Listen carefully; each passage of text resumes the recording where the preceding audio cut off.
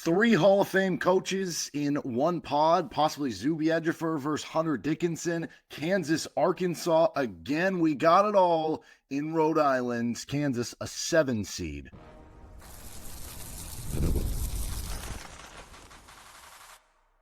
You are Locked On Jayhawks, your daily podcast on the Kansas Jayhawks. Part of the Locked On Podcast Network, your team every day. What's going on? Derek Johnson here. This is Locked On Jayhawks. Thanks for making it your first listen every day. Thank you to the everydayers catching each and every episode of the show. And you can find us anywhere you get your podcast, including on our YouTube page where you can like and subscribe. On today's edition of Locked On Jayhawks, Kansas got a 7 seed, and that marks the worst seed of the Bill Self era. And it wasn't really a surprise coming into the day because, you kind of knew that was going to happen, but were they going to get a 6, a 7, and 8? Well, they get a 7, and there are all sorts of storylines. You got Bill Self, John Calipari, another rendition. Kansas versus Arkansas, another rendition, whether you think of the 1991 Elite Eight or you think of the game a couple of years ago where Eric Musselman takes his shirt off. You have the rematch of the exhibition game. If Kansas moves on, the possible matchup with another Hall of Fame coach with Rick Pitino and Zuby Ejiofor, Hunter Dickinson possibly waiting. So we got a lot to talk about on today's episode of the show, and it is brought to you by FanDuel Sportsbook. Right now, new customers can get $200 in bonus bets when your first $5 bet wins with FanDuel, where you can bet on the NCAA tournament.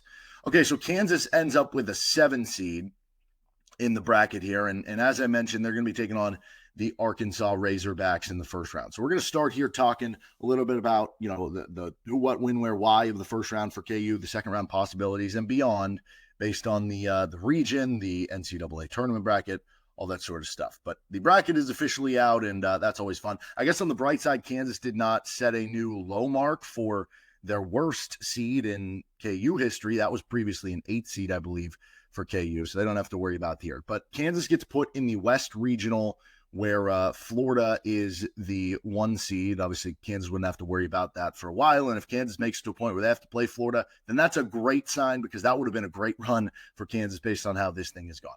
But what we do know, they are in the West Regional, like I said, which will be played in San Francisco if you get there.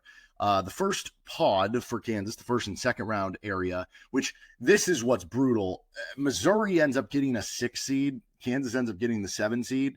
And Missouri beat Kansas head-to-head. So, as the bracket's being revealed and released, you kind of were waiting, okay, when is Missouri going to get revealed? Because with that head-to-head win and kind of similar resumes, you thought they'd be ahead of Kansas.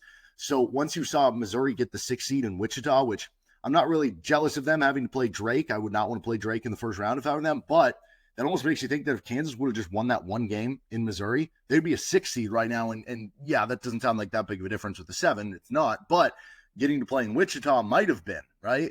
Especially for a team who's really struggled on the road the past couple of seasons. And they're going to have to go on the road a long ways in this matchup because they're going to have to go to Providence, Rhode Island, which is, about as far as you can go to the east. Now, we've seen some years where Kansas has gone to Salt Lake City. That has not ended well for Kansas in the second round. I can't remember a time where they've gone like this far east or this far northeast necessarily. Like I can think back to, I'm trying to think, like 2007, they were out in I think San Jose for the West region. But yeah, man, they're especially for the first 2 rounds of the tournament specifically. Now, the good news is in the first round matchup, that doesn't really provide any geographic advantage for one team or the other. Both Kansas and Arkansas have a long way to go. That more so comes into account probably in round 2 if, you do advance or whoever does, assuming that St. John's takes care of business with Omaha. But we do know that it's going to be a Thursday, Saturday region or pod for Kansas. They're going to be taking on Arkansas on Thursday, so the first day of the tournament. Don't know, at least as of yet, what time that game is going to be had, so stick around for that, and maybe if it happens at some point during the show, I'll let you know if it is going to be like a night game, a day game, a morning game, whatever it ends up being. But Thursday, Saturday will be the situation out in Rhode Island. It'll be interesting to see how well KU fans travel, because typically they travel so well, and typically, no matter where you go in the world, you'll see KU alumni there. But this is a little bit smaller corner of the earth for KU to get out to. That'll be very, very interesting. As far as the Arkansas Razorbacks, I think it's interesting because you played them back in the exhibition portion of the season. And so in a certain sense, these are two teams that are a little bit more familiar with each other, but also, it was the very beginning. It was October 25th, right? So like these two teams are so different from where they were at that point, not to mention the fact that Kansas had some players injured. Arkansas had a player injured for that game. I think Jonas Idu, their center, former transfer from Tennessee, he was out for the game too. So they didn't have him. From the Kansas perspective, I mean, this will show you how much different of a team this was. This is unbelievable looking back at this box score. Arkansas won that exhibition game 85-69, mind you. And for Kansas, they did not have Hunter Dickinson, who's probably the best player, right? So, like, that's kind of important. So you didn't have him. So that's obviously, a miss. You didn't have Ryland Griffin, which that at this point has kind of gone, either way with how that's kind of gone game to game. But, that's a couple players that are at the very least in your rotation if you're Kansas. And it was Flory Badunga, who obviously is a freshman center, like he had to start that game when he's still trying to figure things out as a young freshman, right? AJ Storr started that game for KU. That's how far back we are. He had 8 points on 4 of 11 shooting. Didn't do great. Zeke Mayo had 7 points, and that was a game where Zeke, it seemed like it was a struggle to get him to shoot. Well, that hasn't been a problem since then, right? So probably a better version of him moving forward. Riquise Passmore had 11 points in that game. That's not something you're going to get again because he might not play. You could play the full NCAA tournament, and he might not play 11 minutes for the tournament based on where things are at. Diggy Coit was 0 for 5. That could happen, but also he can go for 5 for 5 in a given game. Zach Clemens gave Kansas 10 minutes in that game. And here's the biggest one. DeJuan Harris had 26 points. Like, I look at this box score, and I'm just like, just throw it away. Throw it away. It means nothing. Yes, it means a little bit of something in terms of, like, Arkansas showed that, like, their athletic guards can give KU's guards some problems, and, like, I do buy into that, but road game, first game of the season, missing all those important players. Some players doing better than we've seen really all season. Some players doing worse than we've seen all season long. Like, teams are so different from them that I'm not like overemphasizing what happened in that first game, but we will bring it up when we preview the game. Now, when you look at what Arkansas brings to the table, so Kansas enters the NCAA tournament ranked 21st on KenPom. Arkansas comes in ranked 40th, and if you're just looking at like adjusted EM on KenPom, which is basically the rating number, it basically allows you to guess what the spread. It's not always exactly accurate, but based on that, it'd be about a 5.5 point spread for KU, which is, that's relatively favorable for a first round matchup for a Kansas team that has some flaws. Arkansas went 20-13 this season, and they were a team that was top 20 defense. They like to play fast. Offensively, though, they've been very hit or miss. And the big reason why the 3-point ball I just said that like the oldest person ever. 3-point ball, here they go on the outside. Anyway, 33.3% for Arkansas this year, which ranked 201st in the country. So not a great 3-point shooting team. The problem is if they do get hot in an individual game, which NCAA tournament is the scare there because any team can get hot for a one-game sample, they're good at other things on offense. They don't turn the ball over like a ton, not great at it, but they don't turn it over a ton. They shoot 2-point shots really well. They don't get their shots blocked. Like, they get to the free throw line at least a decent amount. So if they can shoot threes well, they become a little bit more dangerous. But it's really the defense for Arkansas that could cause you problems. Top 10 in the country in block rate on the defensive end, top 100 in the country in steal rate on the defensive end. Pretty good defensive rebounding team.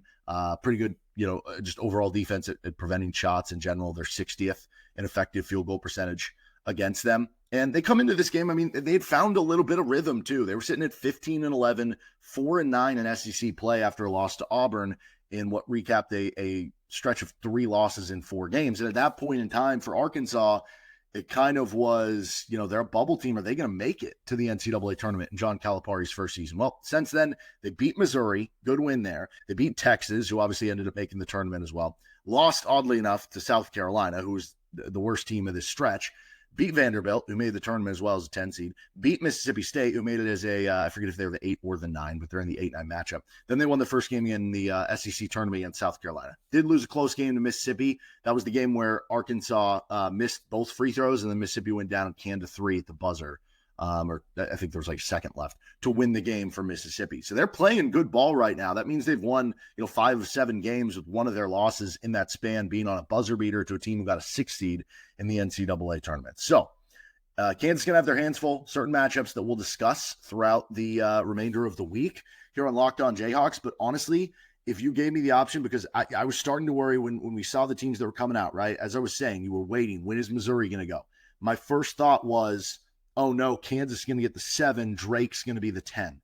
I would not like Drake as a matchup for Kansas. And I'm not saying that Arkansas, is a gimme win or that it's an easy matchup. No, it's a tough matchup for KU in different ways. And we saw them beat Kansas by 15, even though it's a game that, I am throwing out the record books, right? It's a Hall of Fame coach with a lot of really talented players, right? I was glad that the 10 wasn't Drake, I guess is what I'm saying here.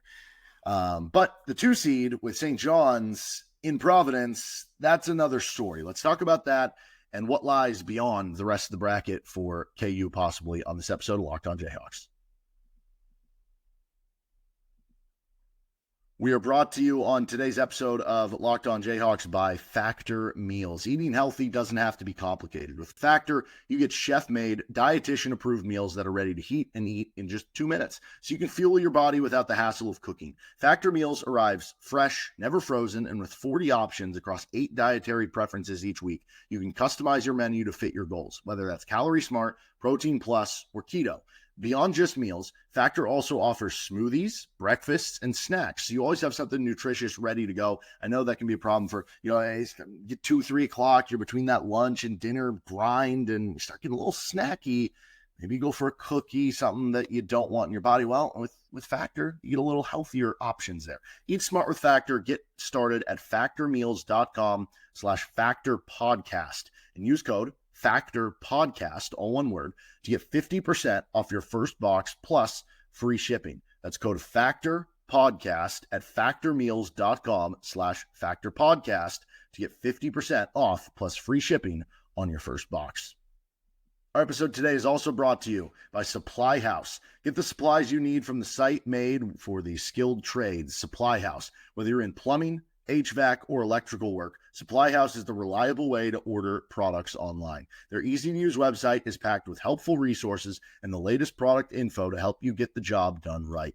Plus, with a complete inventory of over 200,000 parts from 400-plus top brands, you'll find exactly what you need, delivered fast from coast to coast. Need help with an order? Supply House offers expert support and industry-leading service, so you'll always talk to a real person. And for trade pros looking for an extra edge, their free Trademaster program offers exclusive perks like a dedicated phone line, free shipping, and discounts on every order. Thousands of skilled professionals are ready, taking advantage. Now it's your turn. Join the Trademaster program today at supplyhouse.com/TM and start ordering plumbing, HVAC, and electrical supplies with just a few clicks. Plus, use promo code SH5 for 5% off your first order. That's supplyhouse.com. Continuing on today's episode of the show, don't forget to check out Locked On College Basketball. And also, we're going to have plenty of coverage throughout the Locked On Podcast Network for the college basketball events going on over the next weeks of action into April. So make sure you're subscribed over on that channel as well and checking out that content after you tune into this show as always. All right, so moving on past round one, what are the possible round two scenarios for KU? Well, the most, beneficial thing that could happen for Kansas is Nebraska Omaha, who is ranked 252nd in the country on defense, but is a top 100 offense. 37% from three, top 50 in the country, just gets, insanely hot from three against the St. John's team that does not shoot well from three. As good as St. John's has been this season, 30 wins for St. John's to just 4 losses. St. John's is 346 in the country in three-point attempt rate, and they're 338th in the country in three-point percentage at 30.4%. So maybe Omaha hits 14 threes, and maybe St. John's only makes 3 of them, and it's a game or Omaha can pull off the upset. That would be the most ideal thing in the world, right? Because if you get to the second round and you're playing St. John's, it's not just that you're playing a really good opponent with a Hall of Fame coach. It's that you're playing a team who's playing in Providence, Rhode Island. And, go, if you're unaware, like St. John's, go check out how close they are to Providence, Rhode Island, right? And again, they deserve that. They earned that. They're the 2 seed. They should have the closer home court advantage. But that makes it more difficult, obviously, for Kansas. So that would be the most ideal situation.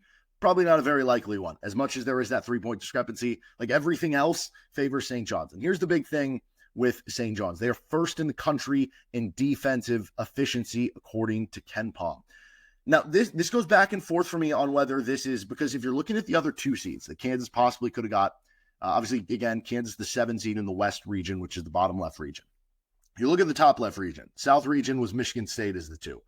I think that would have probably been the best quote unquote matchup KU could have gotten as a 2 seed, because we've already seen Kansas beat Michigan State in the Champions Classic, and that was on a neutral floor as well.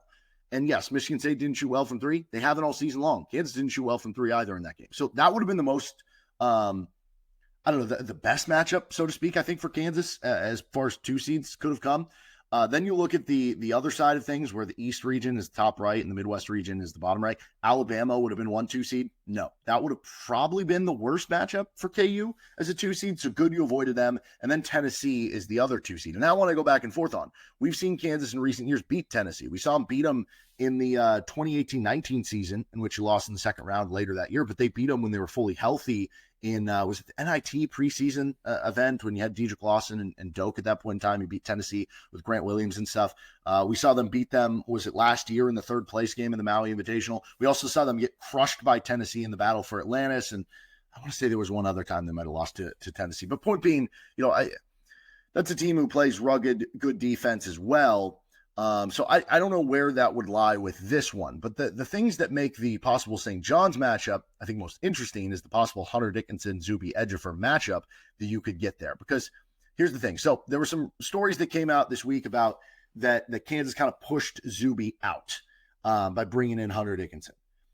I think it's kind of how it was put is wrong.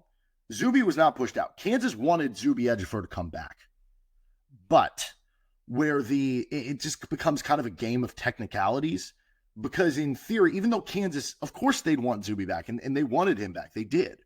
But when you bring in Hunter Dickinson, technically, it increases the likelihood of him transferring, even if you want him back, by tenfold. And I don't know that you can blame Kansas for that, because Hunter Dickinson was the number one commodity in the portal, right? But I think here was the bigger issue. It was that by bringing in Hunter, it was basically, Zuby was saying he's going to leave. And you could say, oh, well, his first year at St. John's, he played a minuscule roles, one similar that he would have played at Kansas last year anyway, even with Hunter. Here's the difference. When Zuby transferred, Ernest Uday was still on the roster. And at that point, Ernest had beat out Zuby in their freshman seasons. He was ahead of him in the rotation, where the thought was, okay, Hunter's going to come in, play the starter minutes. Ernest will be the backup center. Where's the minutes for Zuby, right? Which you understand why he transferred away.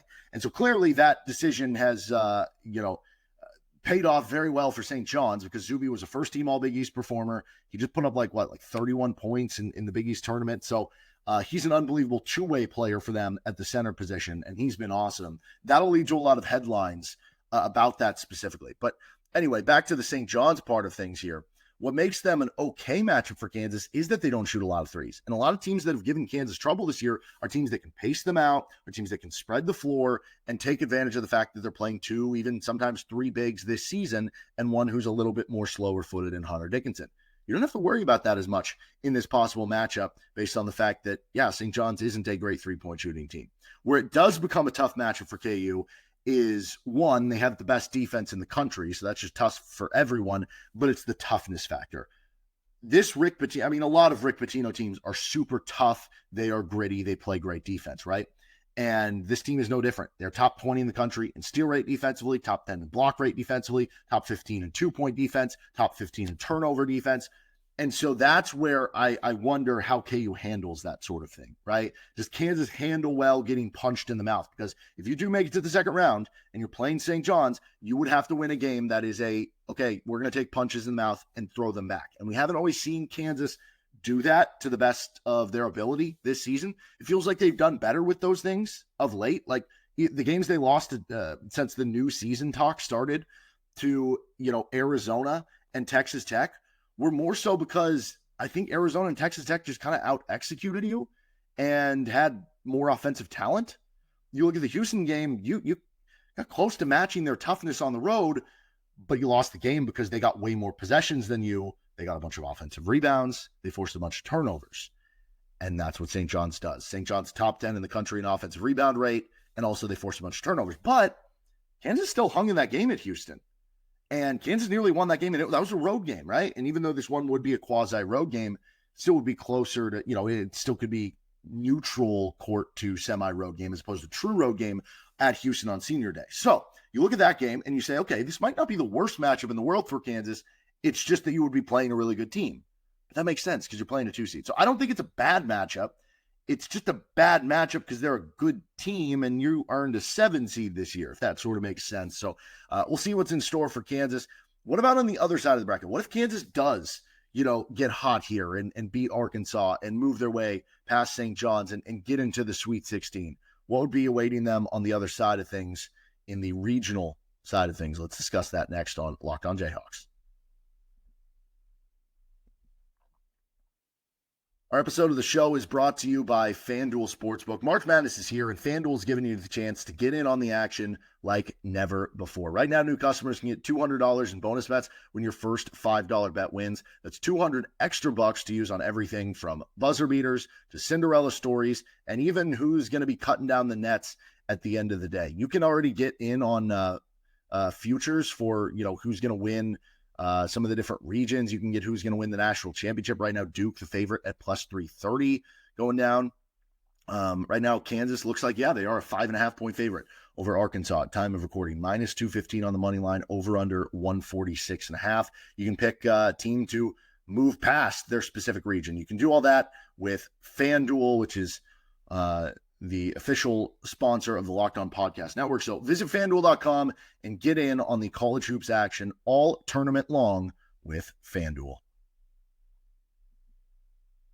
Finishing things up on this episode of the show, make sure you're subscribed to Locked On Jayhawks anywhere you get podcasts and or on our YouTube page. Hit the thumbs up button. Helps us on our end of things. We will have a Kansas-Arkansas preview for you because obviously they're going to play on Thursday. So we'll see. Maybe we'll – I don't know. I guess it depends what time it comes out. If the game is Thursday morning, we'll do that preview for you on Wednesday, so you have full time. If the game's Thursday night, then we'll release that preview on Thursday. We're going to have other content for you this week, though, about the NCAA tournament, about Kansas. We're going to discuss, can Kansas make a Final Four, win the national title based on what past history and past stats have told us. We'll do that on Monday, and you're not going to want to miss that episode because we're going to go over what teams do qualify and what teams you should or shouldn't pick to make the Final Four or to win a national championship to win your bracket pool. So we're going to do that on Monday. We're going to go over, what players become most important for Kansas to make a run into the second weekend on this episode of the show or on a future episode of the show as well with Locked On Jayhawks. All right, so what's on the other side of the bracket for KU now? Well, Kansas obviously getting placed in the East Regional. Florida is the 1 seed. I've said this before, though, and I usually say it year in and year out. If you make it to the Elite Eight, like that's why I've always, I remember the one year, it was 2018. Duke was Kansas's 2 seed, Michigan State was the 3 seed, and it was like, oh my gosh, this bracket's loaded. They got Duke and Michigan State. And it's like, well, if you make the Elite Eight, you're probably going to have to play a really good team. Like, yes, every so often you get a Miami who's a 10 seed or a VCU who's 11, but Kansas lost that one anyway. You're only going to have to play one of them. And realistically, no matter who you play in the Elite Eight, it's probably going to be an elite team. So it shouldn't matter, right? If Kansas, again, gets to the point where they're playing 1 seed Florida in the Elite Eight, great things happen, and this was an unexpected deep run for Kansas. It's a cherry on top of that point. But you do look at it, and if you can make it to the Sweet 16, I think it becomes more interesting to look at maybe the bottom side of the bracket, I guess you would say, for KU as far as the East region. So you start to look at, okay, who could make it through? I mean, you could look at the 14 seed to possibly get through, but realistically, you're looking at, okay, who is going to be the winner of the possibly 3-6 matchup? Maybe the 11 seed comes through. So you're looking at Texas Tech as the 3 seed to possibly get through, and we've already seen Kansas play Texas Tech, right? And that was a game in Allen Fieldhouse where Texas Tech beats you, so that doesn't make you feel great, and they're a bad matchup problem for you, but still, that was a winnable game for Kansas, right? Then you look at the 6 seed, in which is Missouri, and that another team that beat you. But it was a road game. It was a game you played horrible in the first half. You stormed out. You played great in the second half to nearly win the game, and you got within striking distance at the end of the game. Missouri made the big plays at the end of the game. I don't know that it's the best matchup in the world for Kansas, but they showed they could almost beat them on the road. So I look at these all the same way, basically, is what I'm saying, in that, if Kansas loses one of these games, I don't think this is one of those situations where I look at these matchups or them, if they lose one of these games, and say, yeah, they just got screwed on the draw, or they just got a really bad matchup, or this team just matches up so well with them because they can take away Hunter Dickinson and they can shoot a bunch of threes or something like that. I guess you would say that with Texas Tech, but it's more so for me, if Kansas loses in the NCAA tournament based on the field they have, based on the pods they have, it's probably just because they're the worst team. And that's been the thing over the course of this season. Like when they lost to Arizona, when they lost to Texas Tech, when they've lost to Houston both times, albeit they should have won the first one. Kansas lost those teams not because they played horrible. Yeah, they did some things bad. Like they're just kind of the worst team in those games. That's kind of my takeaway here for Kansas with some of these NCAA tournament games is like it's less about, well, what's the matchup? And it's less about, oh, what 4 did Kansas draw this year? And it's more just about, okay, can they play above their skis or hope one of these teams has a bad shooting night or something like that? Because, yeah, they're not going to be the better team in a lot of these games, which we've gone a lot of years without kind of saying. I guess I should also mention the 11 seed is Drake, which I think could very well make a deep run. That's going to be a very interesting team in terms of Drake. Now, if you get to the Sweet 16 and you're playing Drake at that point, like, again, it's the cherry on top. And that's kind of where I think we should leave this year. What would be a good NCAA tournament run for Kansas? I want to talk about this more later in the week, but kind of ponder on that, right? Because is it enough to say if you're just basing it off seed, like if you go above and beyond where your seed is, the 7 seed, in theory, if it was all chalk every game, would lose in the second round. So a second round, exit for Kansas would be just okay, it is what it is. Versus a Sweet 16 would be that's a successful season, or does it just make it a successful tournament run? And then, do you factor in that, but this is Kansas basketball. Even if they are a 7 seed, like success is measured on championships and Final Fours. And, does that become interesting? So we're going to talk about that more later in the week, but you can go ahead and ponder on that. But yeah, Kansas will be a 7 seed. They'll be taking on the Arkansas Razorbacks in the first round as their 10 seed. And we get another matchup of John Calipari and Bill Self.